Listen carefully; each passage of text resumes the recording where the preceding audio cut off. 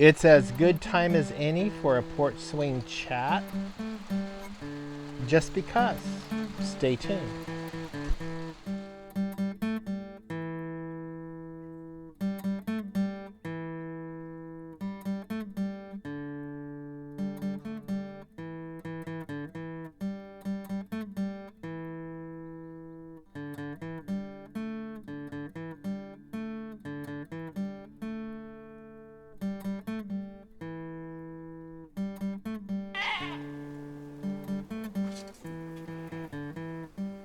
Hello, welcome back to Pine Meadows Hobby Farm. I'm your host, Jerry Hansen. Decided to take some time out on my back porch. I tell you what, I have been hurting from my belly button down. It's my hip and my knee, and I just ache really bad because of the injury to the knee. I'm having to take it slow and easy, and it looks like I'm getting around okay in previous videos. I'm not. I'm taking painkillers. I took 3 naps yesterday because I hurt so bad, and it just hurts. It's going to take some time for this to heal. And man, it's springtime and homesteading has to be done. I've got to do what I can to do homesteading. You can hear the background noise. The rain is hitting the roof, the tin roof of the awning I have on the back porch. So we have a good rain. It's very good for the homestead. I did plant some grass out in the front, and then out here in the duck pen where I have moved some soil last year. Planted a variety of grasses, so once it grows, they have a balanced meal. I have so much I've been able to do in spite of the knee. I've been working a lot on my art and getting ready for the big art exhibit. We're done with actually publishing the art. Now we're just in the process of framing it. I purchased a bunch of frames, and I've got some other material coming in from eBay to finish the framing projects because the gallery is specific on what they want in the gallery to hang. They have to have the dust covers on the back. And then you can have giclée prints with the cardboard backing or the hardboard backing. Foam board backing is what it's called. I have white and black foam board backing. And then I cellophane wrap it with my cellophane machine that I've acquired.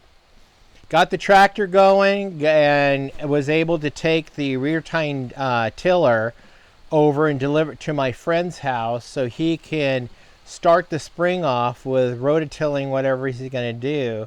So it's going to be over there for a week or two.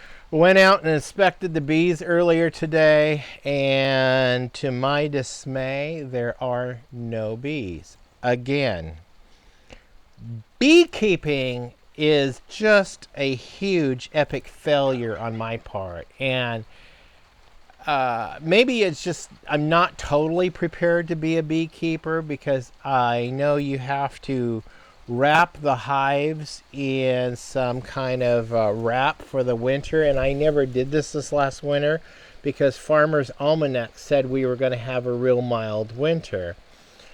And the Saskatchewan's bees, which are supposed to be acclimated to the colder, wetter climates, well, they didn't survive. I checked all my hives. There's no bees in there.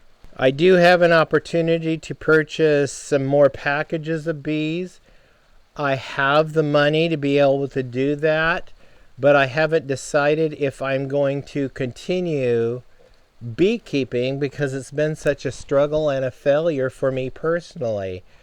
I think it'd probably be cheaper just to go down and buy local honey from a local source instead of me struggling with it. I do enjoy beekeeping. I might have a hive or a couple of hives just for the pure enjoyment.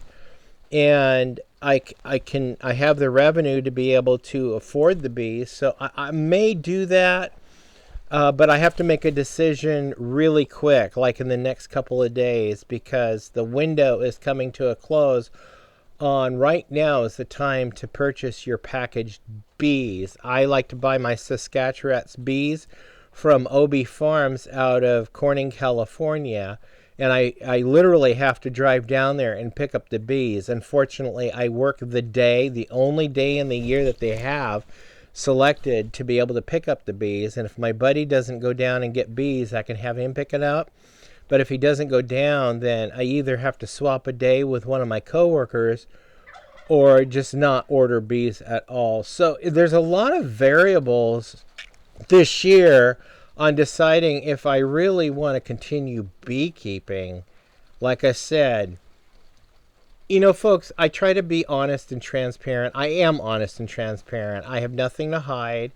And I will show you my successes and my failures. And right now, I'm dismayed over my failures with beekeeping. I don't understand why it's been such a struggle for us. I've been doing some work in the greenhouse. We added some incubators because of the rodents, the skunks, the ravens, the crows, whatever you want to call them. They've been coming down and just wreaking havoc on my eggs, my livestock eggs. So I am currently trying to incubate them myself. I'll collect the eggs daily and get them out of the way of the scoundrels. Those ghastly little beasts is what I call them. And then I set up, they were on the worm bin, but I decided to add a couple of shelves. I had an extra board I resourced and a couple of shelving brackets. So I installed shelves to get my potted plants up off of this main board where the water barrels had sat. I removed the top layer of water barrels. And then I just moved the egg incubators over to this area.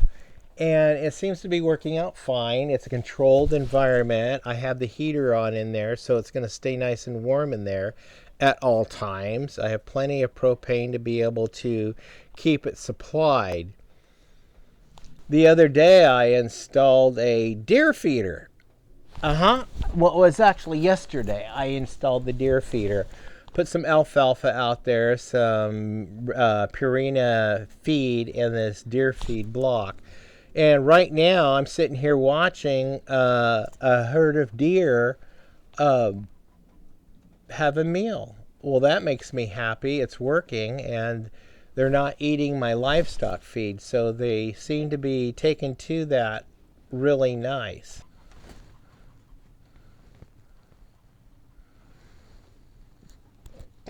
You can see them up there eating the alfalfa, and one is eating on that block. Now the chickens will spend their time up there also pecking at that block. They especially find that block entertaining and yummy because there's a lot of neat things in that block itself that the chickens will enjoy too. I went up to the barn earlier today and picked up one of the new baby goats, the little girl, the last one born, and I brought her into the house and let my wife see the baby goat and let my mother-in-law see the baby goat. It's so adorable. Looks like a couple of them are out right now, and they'll start jumping around, bouncing around because they can squeeze through the fence. They're so little, but they're so adorable. You can see that up there just past the wagon. Yeah, it's just, I don't know, exploring its little world. I have to give them their shots and disbud them here. I'll do that tomorrow. It's Sunday. And then I'll go ahead and turn them loose out in the pasture, and then they can romp and frolic to their heart's content. And I'll get some video of the baby goats out playing. It's really entertaining watching them exercise their legs and experience life and play with each other. They're just so cute. So cute. Last Sunday, a week ago, we had quite the event here at the homestead.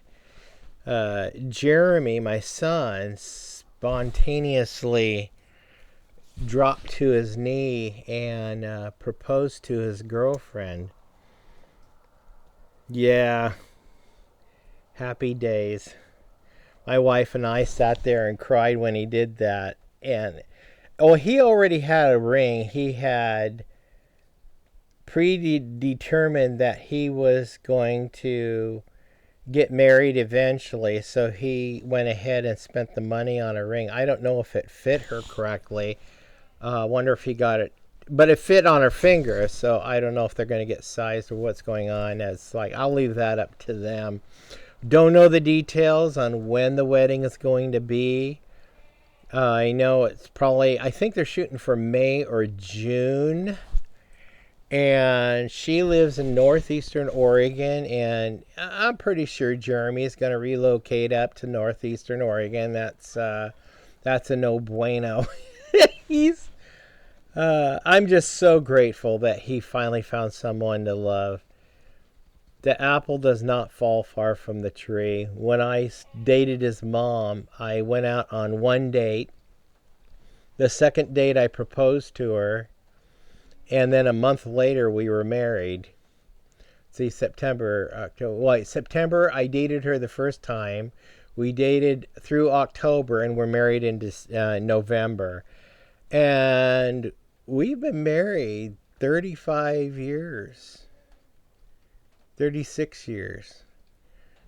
And it's been bliss. You know when you know that this is the one for you and my son. It's just so nice to finally see someone in his life. It's been a long time. I don't think he's ever had somebody like this in his life. He's really happy. Mom and I are really happy.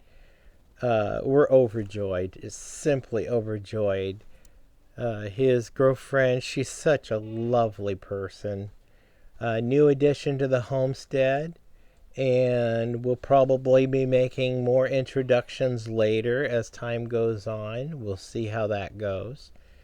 So stay tuned for that show. Well, I got to go take care of some artwork. I got to pull that stuff into the house and get some stuff ready for the art exhibit, the art show. I'll make an announcement on where it is, when it is, and how long it is. And I will be there on some days, not all days, but then you guys can have a chance to purchase some art. I'll make a way for you guys to be able to purchase some prints if you want. Please stay tuned to more videos. You could do that by subscribing, then clicking that bell icon. That alerts you to new videos. As I do upload them, click that share button. Sharing my videos on your social media platforms helps out the channel. Another thing you can do for me is give us a thumbs up and like the show. It helps the algorithms with YouTube promoting the show. Also leave a comment, and please always be safe and always be kind. We'll see you guys in the next episode, okay? Bye-bye now.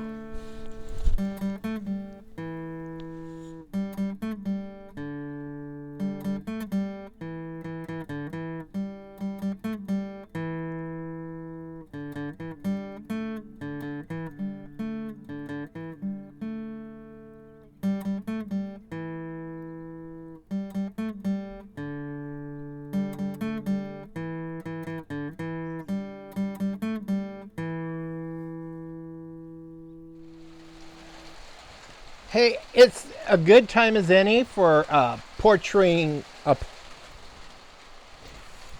It's a good...